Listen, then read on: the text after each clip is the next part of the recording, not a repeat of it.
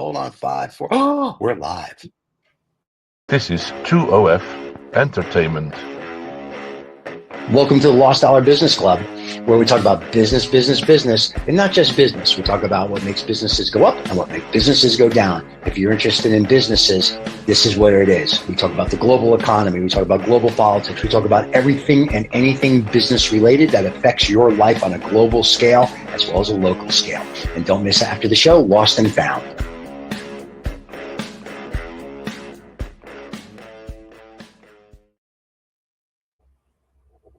Are we on? We are. As they say, live, ladies and gentlemen, welcome to the show. It's the end of democracy. I think that's what our title says, or it says in the description. Well, it sounds like there's a risk of that. Sounds like there's a risk of that. Biggest. Where do you want to begin? Only in America. Nobody else cares. But wait a minute. It is 4th of July, even though it'll be rebroadcasted on July 5th. Because of 4th of July, let me just do this. There you go. Celebrating a little bit of fireworks. Yeah. Celebrate America. Yeah. Well, I just thought I was going to congratulate you all, but as I've said before, on many occasions, if the US had been any good, the Brits would have kept it. So I'll just throw that one in there. Okay, all right. Yeah, like all the other colonies, right? Yeah, we kept them. Right. We kept them. Squeeze that. You didn't keep them. You didn't keep Thailand. You didn't keep India. I can go through the list. You didn't keep Canada. We just keep going. You didn't keep the BVI. We squeezed the lemon and then we left. Okay, just checking out the old squeeze and leave. It's good old colonialism. Sounds like a girl I used to know. Squeeze it and leave it.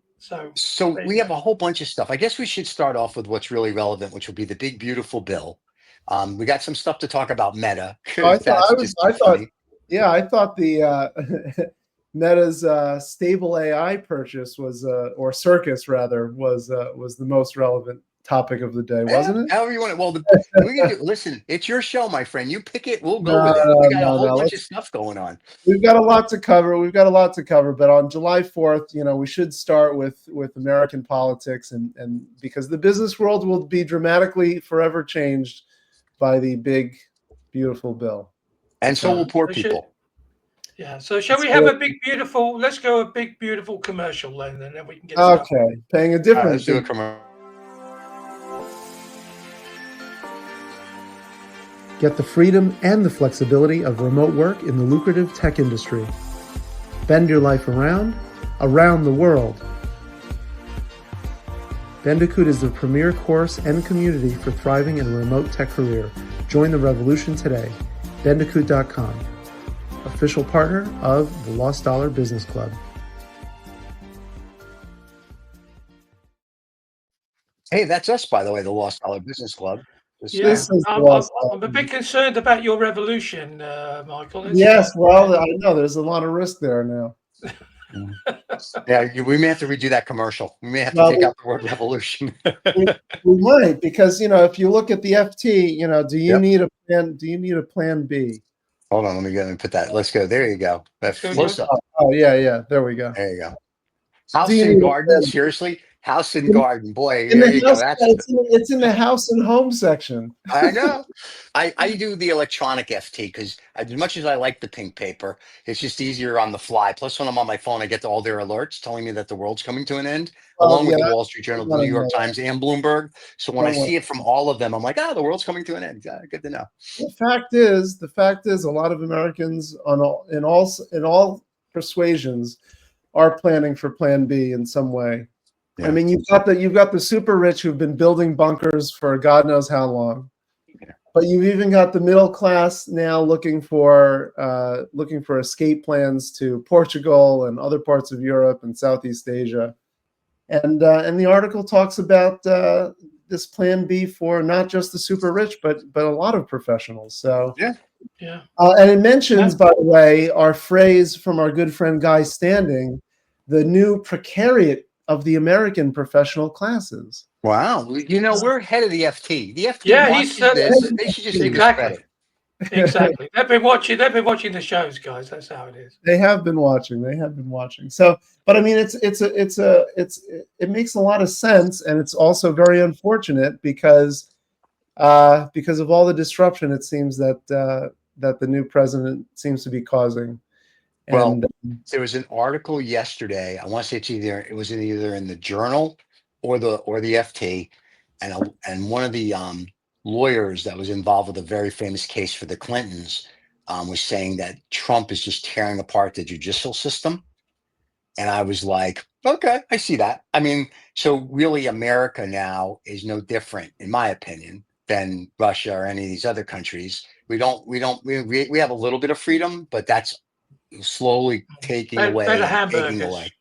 Better hamburgers, I think. Yeah, not really if you tasted them. So it's getting worse day by day. And I'm not sure what the end game is unless he just wants to be a dictator. You know what I mean? It says, I don't understand the end game. I mean, his family's making a ton of money on crypto, which we'll talk about later. Yeah. So I'm not really sure what the thing is here. I don't understand why you would, what is the transfer of wealth away from the bottom 20th% of the population? What's the deal with that? Why would you do that when they already have almost no wealth at all? Because you get rid of them. That's why they're getting rid of the Medicaid now. There was a lady that I watched an interview with. She said if she didn't have Medicaid, she would die because she's an invalid, and the nurse that comes in helps her and changes her, and she can't work, right? Under this plan, apparently, she's like, I lose Medicare. She says, I'll be dead in 3 months. So for the 11 million people that are going to get kicked out of Medicaid, this is going to be, listen, if he wants a civil war, this is a good way to get it going. I mean, you can't kick excuse me, Stephen. Was I correct in thinking that this was not going to happen until after the primaries? It won't kick in, will it? The bill. So that's a way of sort of making sure that all. It does, doesn't it? It does, because if it really affects people, it won't. The people will be re-elected. It doesn't matter because the Republicans are going to get themselves screwed. The other problem with the bill is, and I sent that link to you guys about the Yale budget office, how they look at a bill nonpartisan and go through. This is going to add, as Elon Musk said, and I can't believe I'm agreeing with him on anything, that this is going to add like trillions and trillions of dollars long term to the debt. It's not really helping anything. Right. They didn't put one of the senators talked about we should have a special tax, and I agree with this. If you're making over $25 million a year or more, you should pay a 1% or whatever the tax was going to be to help fund all these programs, right? Because you have, whether you're making 25 million or 25 billion. And I'm like, I agree with that because the wealthy should take care of the less fortunate. Not that they should be laying on the couches and eating bonbons, but I'm talking about the less fortunate. But you have to take care of these people, and the fact that we're not. Okay, if we're not going to take care of them, listen, then let's just do what you really want to do. Let's just go back to the 30s. Make a camp or just have them gunned down in the street, call it a day, clean it up. I mean, that's really where you're heading this. What you're not going to help them. You're not going to feed them. You're not going to do, okay, what do you want to do with them? Get rid of them.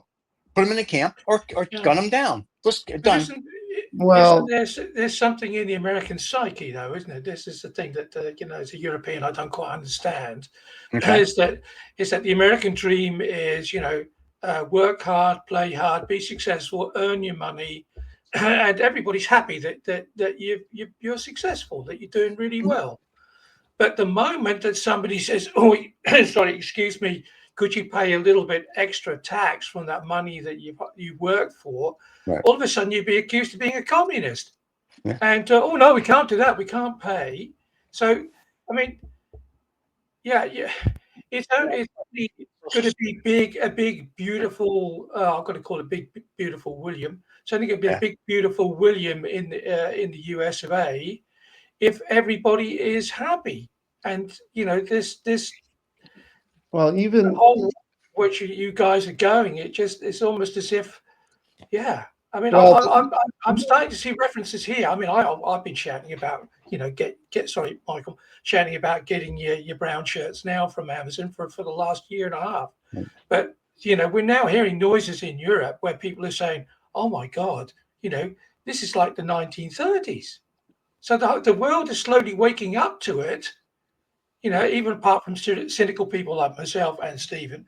But, it's Europe seems to be waking up to that fact, but nobody in America seems to, have any idea of that this pressure cooker is starting to really boil. I don't know how you guys experience that on a daily basis. Well, Martin Luther King talked about it in 1967, asking the question, why are there 40 million poor people in America? And that was even, now it's certainly even worse. The disparity, the wealth disparity is even worse than it was back then. But it's an absolutely fair question at a time when even you've got tiny local papers talking about tariffs because they're affecting the small producers in upstate America, which most of the people up here voted for this administration. So,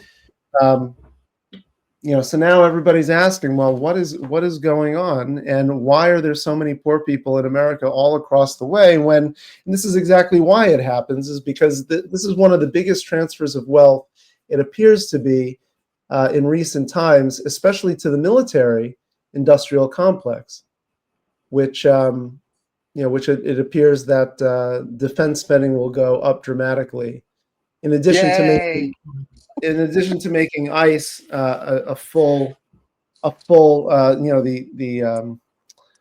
the Immigration Enforcement Bureau, make them a much larger by 10 times bureau in the government. Those are not revolution. I think the whole budget. I mean, the whole of Europe's. We're on a war footing now. So you have this thing like people go, oh, whoopie-doopie-doo, we can make tanks and all sorts of stuff. And so everybody, the industry's really starting to click in and pick up. Nothing like a good war then, it would seem, or the approaching war to justify. I don't know how the Americans how you guys can justify, your defense budget. I mean, Trump's always going on about the 5%. America hasn't paid 5% into NATO forever, and they're hardly ever likely to either. So, the problem is disparity there. The problem is going to be this. The problem is going to be this. Most of the American public are ostriches, right? Their head is in the sand. They don't know. It doesn't affect them. So, to your question earlier, why don't people want to pay more? Like, why don't we tax people that are making $25 million, an extra 1%, so they can pay for these programs? Is because when I do that, if I'm Congress or the senators, they're not going to write me checks. So this way, the rich people will still write me checks, and I'll get in, and I can crush the little people. Rural hospitals apparently are going to be affected by this. I mean, there's all these things that are going to start trickling down. To your point, where it doesn't kick in till next year or the year after, it doesn't matter. All these people are aware of it. So whether people start complaining about it now or then, it makes no difference. What'll happen is when it starts, that's when you have to worry. And so there's no, like I said, a lot of what Trump wants to do, and Roland, I've said this on his show, we agree with a lot of his. I like this. This makes a lot of sense. I don't like the way they implement it because there's no thought to it. It's like a bull in a china shop. It's like, let the bull run in the field. No, let's put him in the china shop. So if they gave thought to it and did it more methodically, you can do everything you want to do, and it would be okay. The way you're doing it, though, makes us look, like we're a fascist country. Like we have a dictator, we have a king, but it's not America anymore. We joked about, on Sermon on the German this morning, like it's America. And that's a different America. Like, I remember America was the land of the free and the brave and whatever. We're not that anymore. We're something else. Well, and that's going to be what the problem is going to be. I don't know. It's hard to say that we're not that, because there's a lot of people who, I think most people are actually reasonable, but they have no voice in elected government because elected government for decades has ignored reasonable voices. on both sides. It's not even one side or the other, because the extremism has happened on all sides of the equation. And two, yes, I'm in upstate rural New York, but when I talk to people, most people seem very reasonable and point at the same issues that we talk about on the show, right. But they again have no voice in any influence, in any influential level where it matters. And the problem has always, part of the problem has always been this concentration of power that we've talked about before, and the concentration of wealth, Citizens United, which we brought up many years ago. And the reaction to all of this is, it's not enough. It's not enough to protest when the people pulling the strings and affecting the law have carte blanche to do what they will. And it also doesn't help that the Democrats are pussies. Don't do shit. You said it. So you think you guys are stuck in this two-party system then? Because I remember what was it, the Tea Party? That was all good. That was going to change America. No, that was a whole different thing. That was when they would bring biscuits to your house and you'd have tea. They didn't really do anything. Okay. And of course, Musk as well was saying, I'll put up other candidates as well. So Trump wants to deport him. Literally, Trump wants to deport him. There's an article in the FT talking about Trump and Musk's love affair. That if this new tax bill, the reason Elon's so upset is because it takes away all the subsidiary money. Thank you for electric cars and EVs and all that. So they're done. And so Trump's comment was, well, maybe Musk will just go back to where he came from. And I'm thinking, well, you're deporting everyone else. And technically, Donnie, he didn't get here legally because his student visa. You could just deport him whenever you want. But you see, he's got an American passport now, is he not? It doesn't matter because he got here technically illegally. And the issue is, so here's how I would look at this. The reason you're not going to deport Elon Musk back to South Africa, one, South Africa doesn't want them. They've already called and they said, please don't sell them. Two is that if you deport the richest man in the world, what does that say? Like, it's okay to, Mary Ann, who works in the restaurant in that little town we talked about, or a bunch of guys that are standing around Home Depot or gang members. That's okay. Like, nobody gives a shit about them. You deport Elon Musk, then there's an uproar. There's going to be like, what, then it's like, they won't directly do it, will they? They won't directly do it. They would have to directly do it. They would. Well, he'd have to go down to the alligator Alcatraz first, and get, Oh, stop! No one's going down there.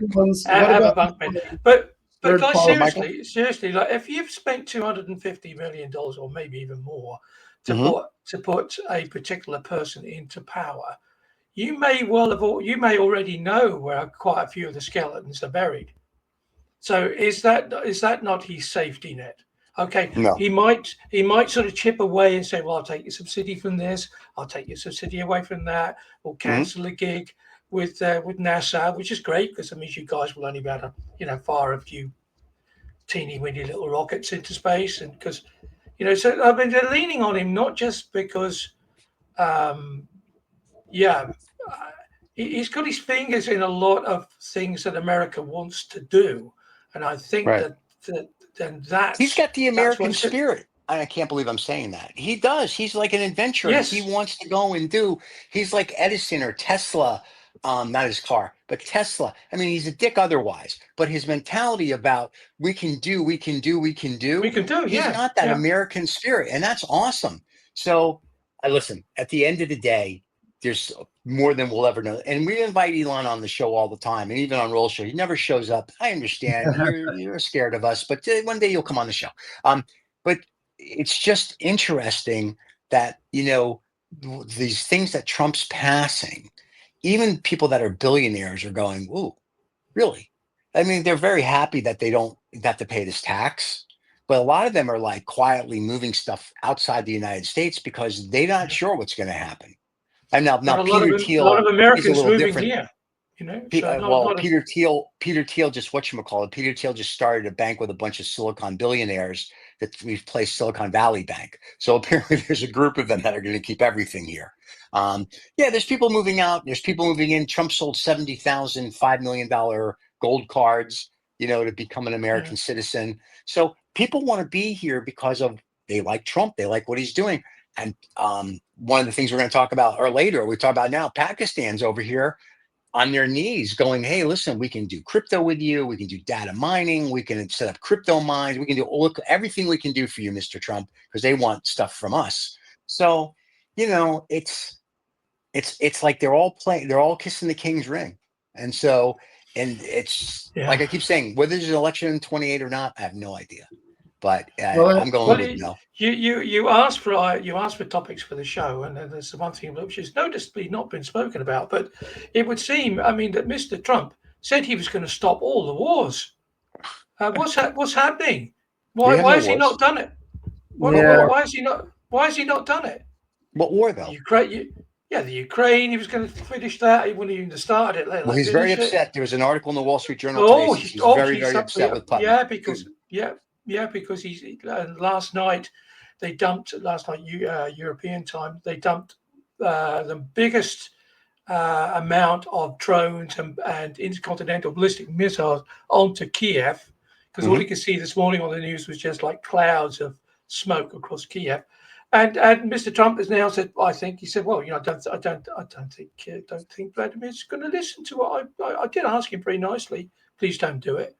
But so he's not listening. He's not listening. The Middle East is not listening. No, here's the problem. Let me quote. And you guys are going to drop a few more of those mythical bombs that nobody could confirm whether 7 hours ago. Here's 7 hours ago. Donnie, this is what Donnie said. Uncle Donnie said 7 hours ago. Trump said he's very disappointed with Putin with the conversation on the Ukraine. He is strong. He is disappointed. Shocking. That's bad boy. So there you go. Shocking. That's from the he said right from the get-go, oh, he's my mate. We go everywhere. We've done everything. If I pick up the old dog and bone and say to him, hey, come on, Vlad, stop all the bombs. He's going to do it because he's my mate. And he's just played him for the clown that he is. Or the orange man. Michael, let's talk about Meta. Let's talk about Meta because they've broken. Meta spent a lot of money. They spent a lot of money on a clown show of a company. Oh wait, there's another thing with Meta too. We're going to talk about two things with Meta, and this one's even funnier. Just so you know, Meta's AI climate tool raised false hopes of CO2 removal. Tell people what it is. So the Meta has been accused of faulty data to train artificial intelligence climate tool. The scientists claiming that the big tech group raised the false hopes and feasibility by removing carbon dioxide in the atmosphere, which they didn't. So basically, they said that this tool can do it, and it basically gave inaccurate data to identify materials that can attract carbon dioxide from the air. So a mega story in the Financial Times a couple of days ago, and the professor at Georgia Tech, AJ Medford, is the one who authored the paper that said, "What are you joking?" So, and I think he wanted to say something more than "Are you joking?" But yeah, so that was just wild. So Meta's making some mistakes here. Big mistakes. Tell them about yours. Is this company they tried to buy and then they rejected it? Is that what it was? They tried to buy some AI company. I was reading. No, they did buy an AI It's company. a joke. They bought Scale AI, which they're thinking. Scale AI was a company to basically tag information so that AI would know what it is, and they would tag it theoretically using experts in the field to say this information is that and whatever, but. The problem is the people who are running Scale AI did not have any checks and balances for who these so-called experts were to do the tagging. And Meta somehow ended up paying $14 billion to acquire Scale AI. And then they realized, or at least there was an expose in Inc. magazine accusing them and saying, Scale AI is not what you think it is.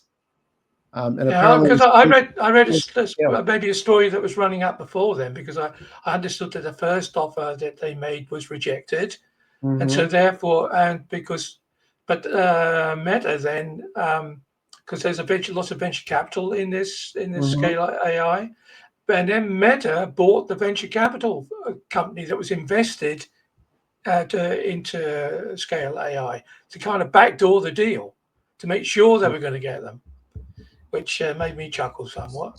So, I mean, it's a weird time for AI, because people are just going crazy over it, and we've said it on this show too. That is this even real AI? I saw on LinkedIn, I shared with you that post of a guy who's claiming to do cognitive AI, but because of Cheryl and other reasons, we've talked about this concept of cognitive AI, which is an AI that actually thinks as opposed to just statistically generates the next word. Well, here's what's interesting about this $14 billion screw up. And Marky, we know you watch because you text us all the time and you're still a douchebag. Here's the problem with it. It's no different than when FTX was running around and the Singaporean government and all these hedge funds put money in. It's no different when people gave Bernie Madoff money. People don't think, they don't do due diligence. And the reason is because when you have $1 trillion, $14 billion to you is 1 day of interest. You don't give a shit. It's like, we made a mistake. Who cares? Whatever. We'll write it off. So next year we'll pay less taxes. We're going to write off a $15 billion or $14 billion loss. And that's the problem, is that the numbers become so astronomical that they're not real. You know what I'm saying? Even that Elon Musk is worth 200 billion or 500, whatever his magical number is, don't care. But it becomes to a point where it's just not a real number anymore. So the problem with Facebook, Meta, whatever the hell you want to call it, is their leadership. The problem is no one does real due diligence. And then when you get little companies like a Hero AI or these other little companies that we talked about, nobody looks at them because why? Because nobody from Silicon Valley knows who they are. Really get your head out of your asses and go do some research, get in a car, get in a plane and go talk to these people. But they don't, because they don't want to leave their little glass towers. They don't want to leave their friends. They don't want to leave their mistresses. They don't want to leave their girlfriends. They all just want to sit around there and circle jerk each other. So this is the problem that you have when Meta does something stupid like this. Everyone's like, oh my God, it's terrible, but nothing's going to happen. There'll be no shareholder lawsuit. There'll be no this, no management's not going to change, nothing. Because people, like I said, they're ostriches, and Silicon Valley doesn't give a rat's ass. And Zuckerberg, what's he care? What's he got? What's he worth? We'll say 50 billion. What's Facebook, like 600 or 700 billion? Big deal. Like I said, they'll write it off next year. They'll pay less tax.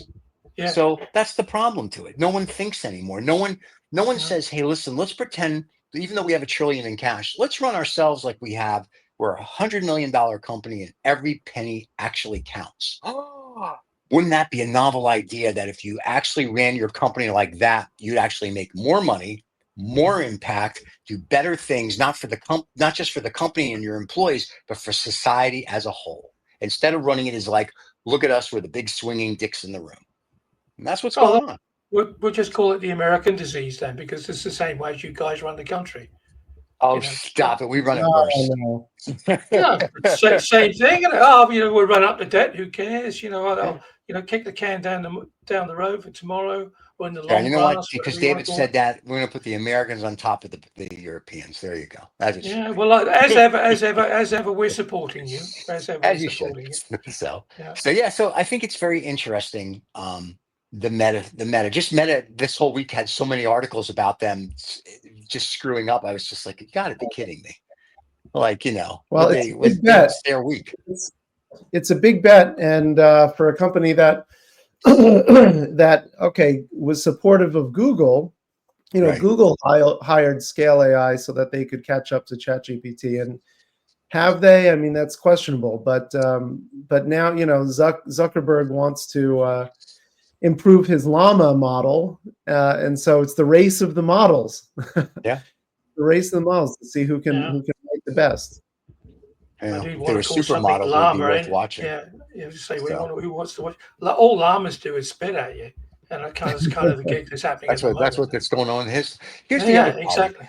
Exactly. I was talking to someone yesterday who runs a hedge fund. There's $14 trillion of dry powder just waiting to make an investment. And a lot of them are like, AI is cute, but it's out of whack. You know what I mean? It's like too expensive because no one's proving anything. And then little companies, like he said, like we were talking about Hero and a few others, they're not like it's too much work to write a $2 million check. You know what I mean? Whether I write a $2 million or a $200 million one, it's the same amount of work. It's a lot of work. So they rather find something further along. But at the end of the dialogue, they're like, we have to start looking at the smaller companies because those are the ones that are actually making impact, because those are the ones that have to. The bigger ones just keep going, we need money, we need money, we need money, we need money. Nothing's really going on. And what Elon Musk's last evaluation, like 6 billion or 15 billion when he and Trump were dating. I don't know what it is now because they're not, his bond offering. So it's like I said, it just becomes a circle jerk. All these guys just keep reinvesting and reinvest. So if you make a mistake, it's like, don't worry, I'll make it up to you on the next one. Okay. So, but they're not going out and finding, if you will, the little mom and pops that are doing better, more work, and actually have a product that can move the needle forward. They all just want to be like, this is our little club. So when you talk about oligarchs and taxing, it's the same thing. It's the little club. We don't want, and no one can come in. No one's coming into our sphere. We're going to keep everybody out, just our people. And that's where the issues start. You know, where China's, and there's an article last week that talked about China and AI. China is about to surpass the United States in AI. And Vietnam is right behind them. So we are going to be lagging in AI, and China and Vietnam will be passing us probably by the end of the year. Well, that's a claim that's a bold claim there, Stephen. I don't know that that's going to. That's what I'm just the article. I'm just saying. Yeah, and China and Vietnam has AI companies. Which publication put that article out? It was either the Journal or the FT. All right. Well, you gave me a nice paper. You gave me a nice segue to something that I'd like to talk about. You said, you know, let's move the needle. What about exactly? What about all this? What about Velvet? Was it Velvet Sundown or whatever it was that you sent me? The one about AI music. Yeah, the AI music, which has caused a lot of ripples on the pond over here. I can tell you. Really? Even the BBC were talking about it this morning. Yeah, well, you know, this is what we were afraid of, and it's going to take away, you know, it's going to steal everybody's sandwiches, etc., etc.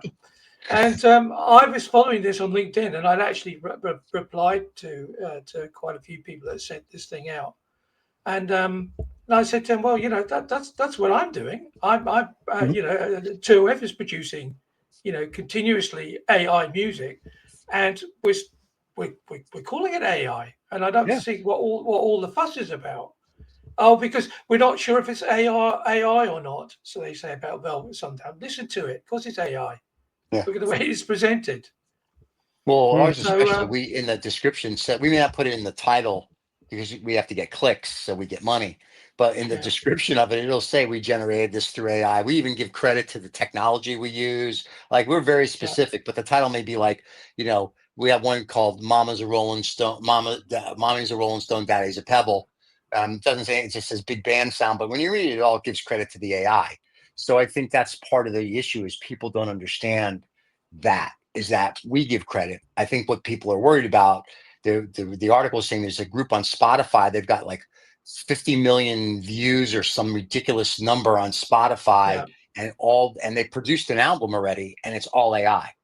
Yeah, it'd be like the three of us getting together, just throwing out lyrics, and we produce an album, and it's killing everybody. The debate is, well, who's getting the money? The humans. That's the debate. Yeah, the humans are getting it. Yeah, well, this is saying, but when you go back to the same thing again, you know, it's like, oh, all this AI has probably been trained on the MP3 tracks that they've picked up throughout the whole of the history of music. Right. So, you know, what about the original artists? How are they going to get paid? And that's we go round and round in circles. It's a bit like, you know, me trucking up with a tractor when everybody else has, you know, got a horse and a plow. You know, we've moved on. What difference does it make? We just be upfront about it. Yeah. But of course, they've been very clever because nobody knows who these people are. So that's added. I think we're probably too honest, Stephen, on the channel by saying that it's all AI. Maybe. Yeah, seriously, because everybody says, "Well, who are these people?" You know, and you know, who's this and who's that? Well, it's all AI, guys. And if Spotify then they'll probably come out eventually and say, all right, well, we'll have a special tariff for all AI music and we'll pay you considerably less than we pay everybody else.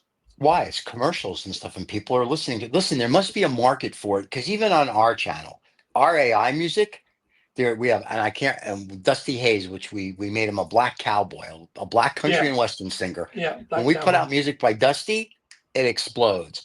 We have rock and roll, we have EM music, we have big band. It all takes off. There's a market for AI music. We're just honest about, we put out AI music and we put it on our channel, and it's under its own playlist under music, and it all says it's AI. And like, we're not saying we did it, but there's a market for it. People want something different, Now, will it make it number one? Will one of our songs or any of these songs be number one globally and be played in a movie one day? Maybe.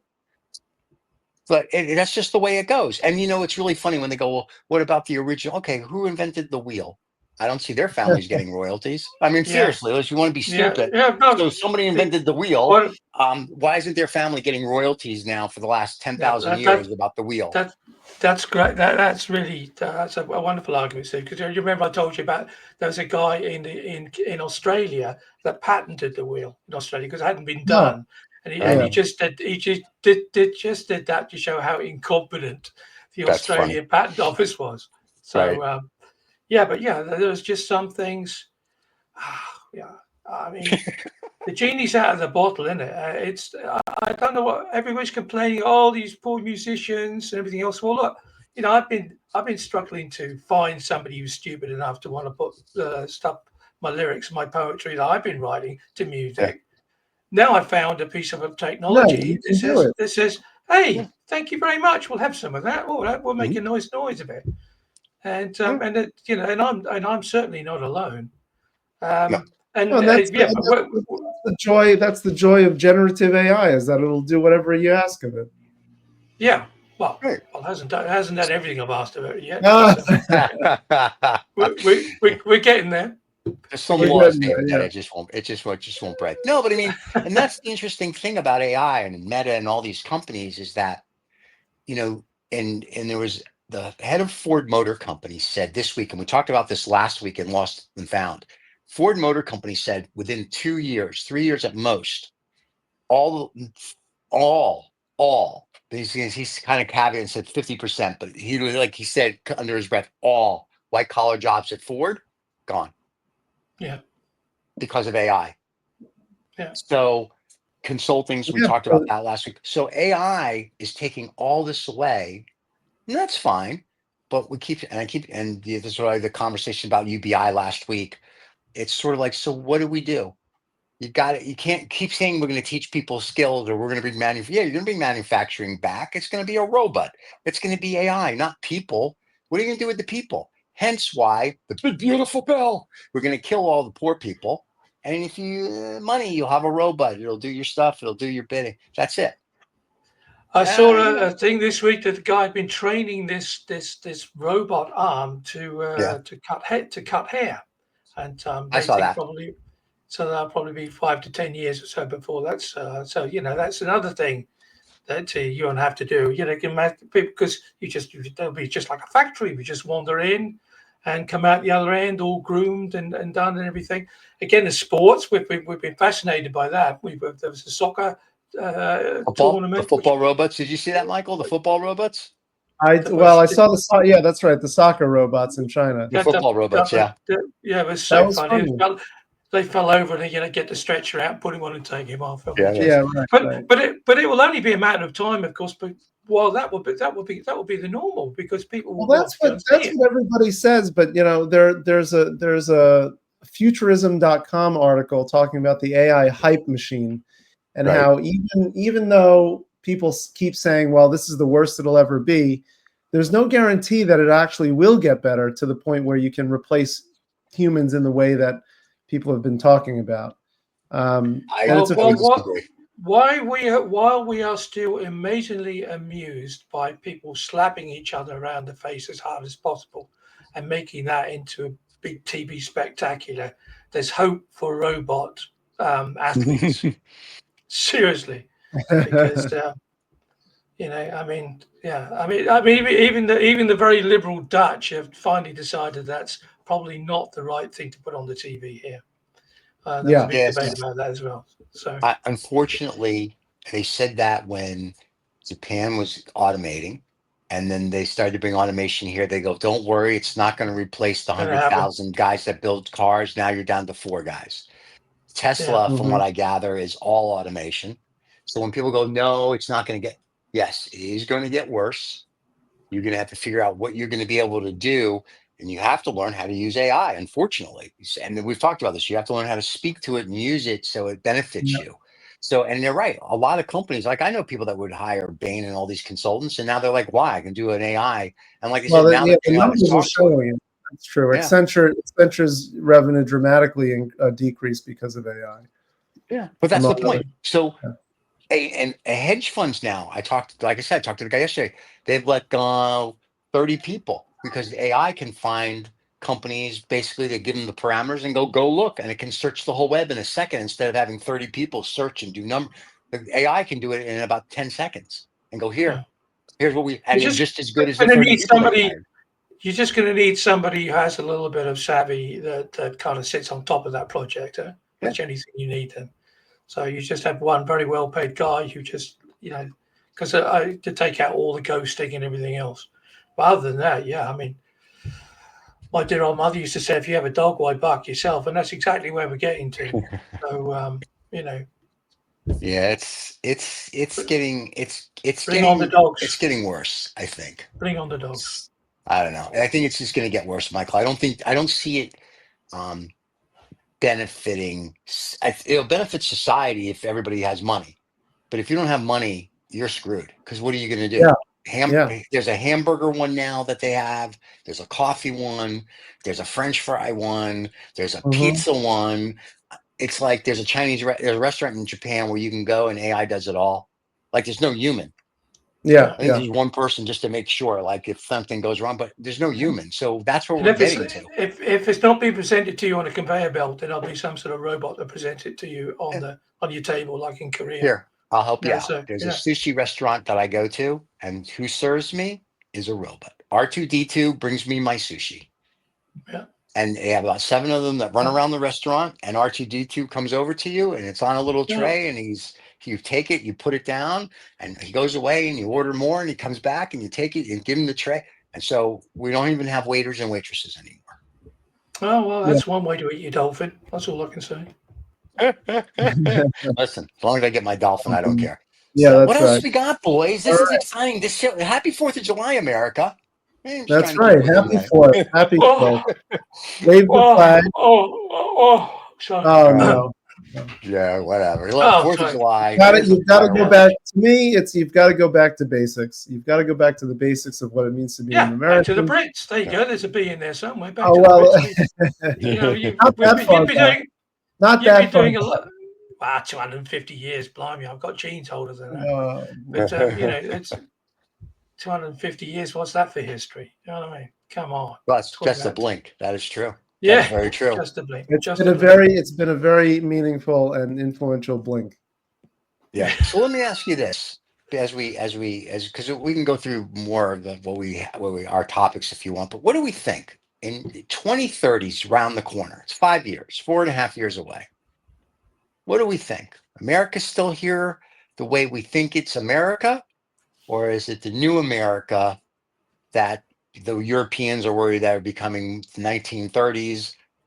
Do we have a king? What do we think America is going to be, Michael? Because you're very patriotic. Because you live in upstate New York, you're very patriotic. You guys have got that thing going on, and it's America.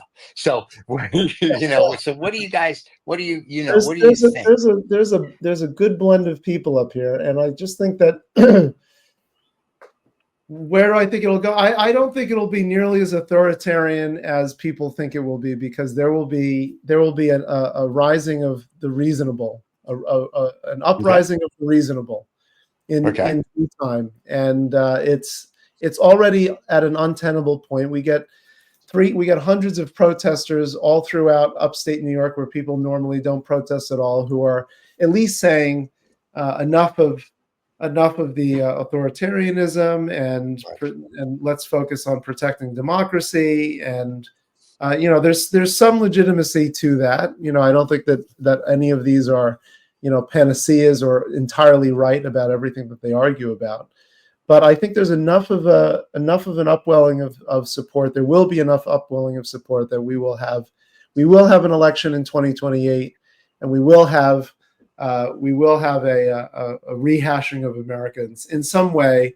That yes, it might come from a hard place, from some hard realizations, but the big beautiful bill I don't think helps that situation. But I think there will be a popular, a truly popular uprising against the constriction of the elite power structures.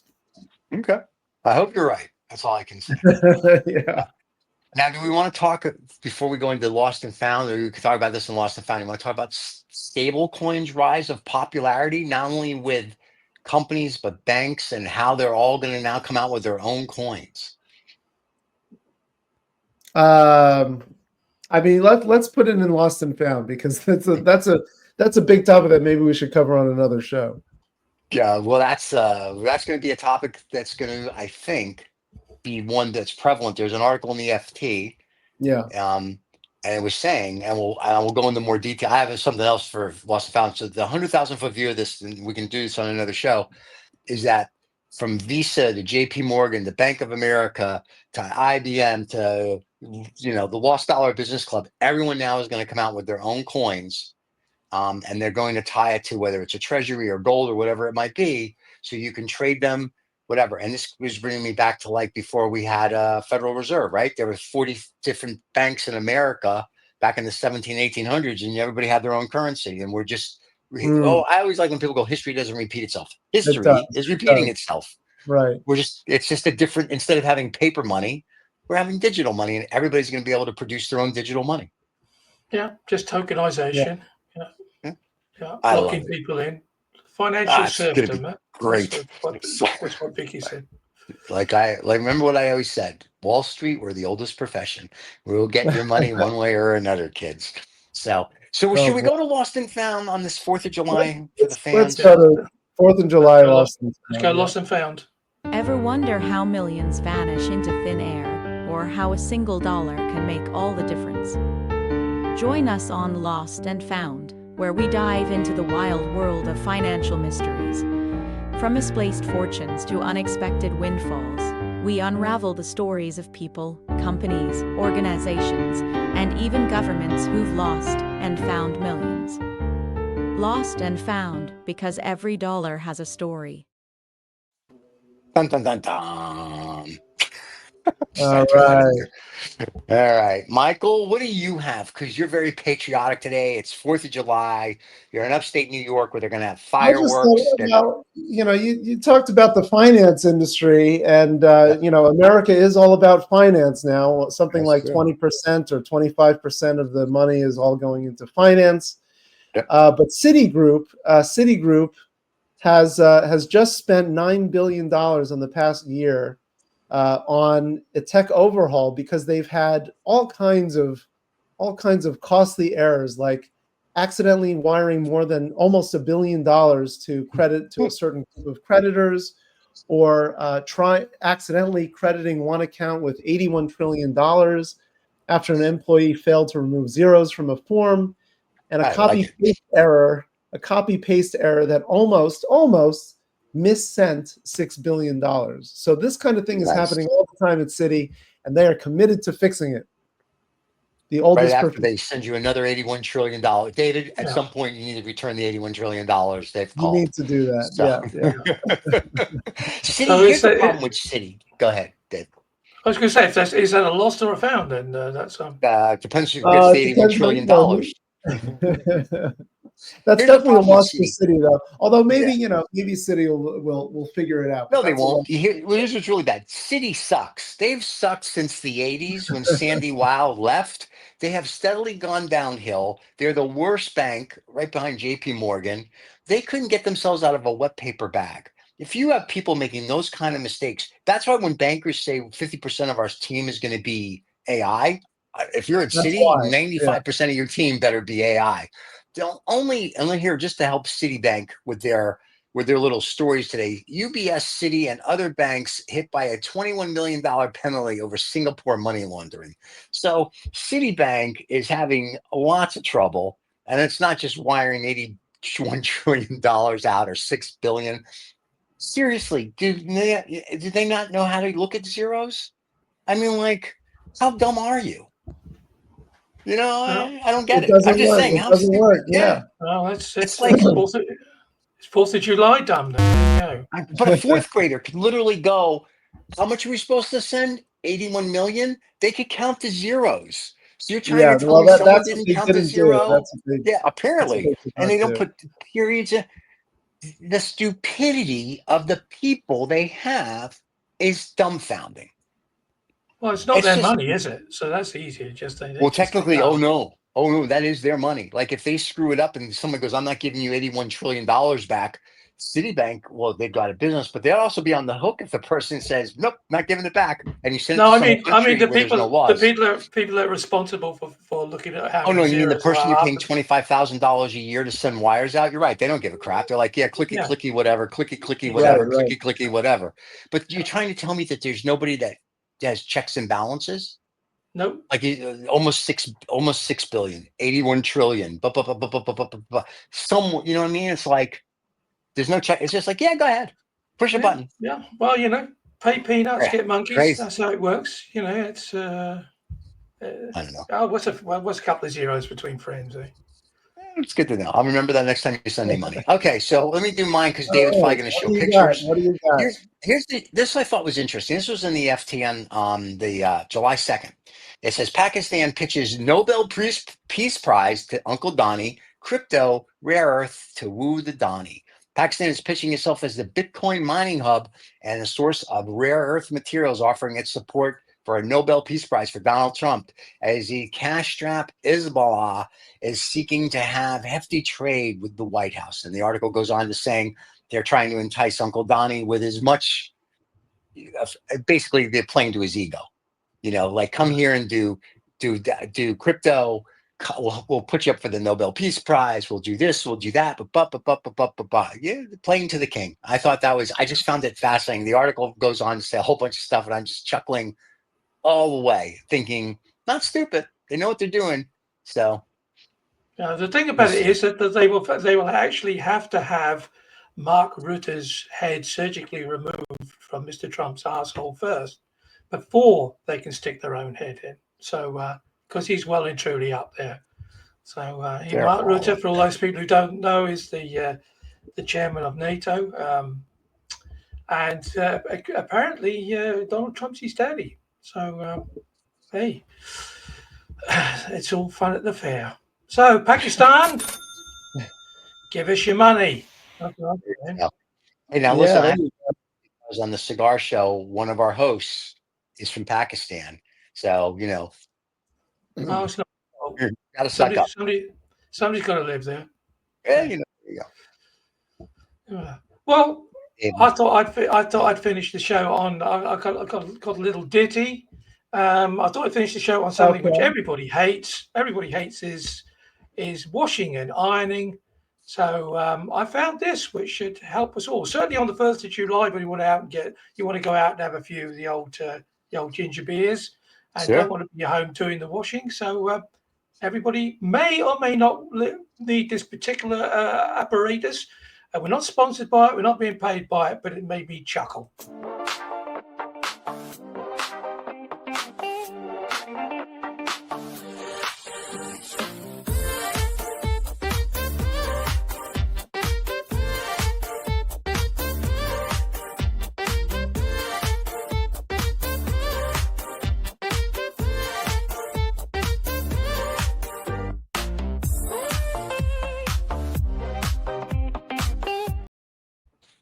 There you Unbelievable. go. So the people on the podcast, basically they have those in hotels.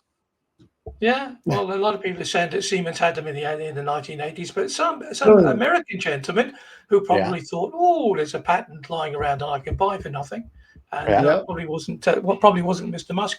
It's got this little machine, and for people who hate washing and ironing, that's the way to go.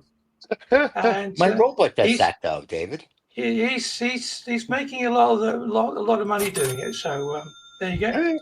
Very nice. Is that it? That's your lost and found? That's my lost and found. Yeah, but it's been a tough week. So I mean, how do you trump Trump? That's what I'm saying. So the big beautiful bill. There you go. Well, yeah, I think we should start selling T-shirts that says I'm the big beautiful William. You see, put them in the merch store to see if anybody buys one. Yeah. So anyway, kid, happy 4th of July. If you're watching the show live, if you're watching it on July 5th, happy 4th of July +1. Hopefully in 250 years, America will still be here. And if not, the aliens have taken over and so is AI. Don't forget to subscribe and like. And Michael, we have any guests coming up anytime soon, or is it just us? Well, we've always got Anthony at the end of the month. Oh, that's right. That's right. We have a few weeks of us.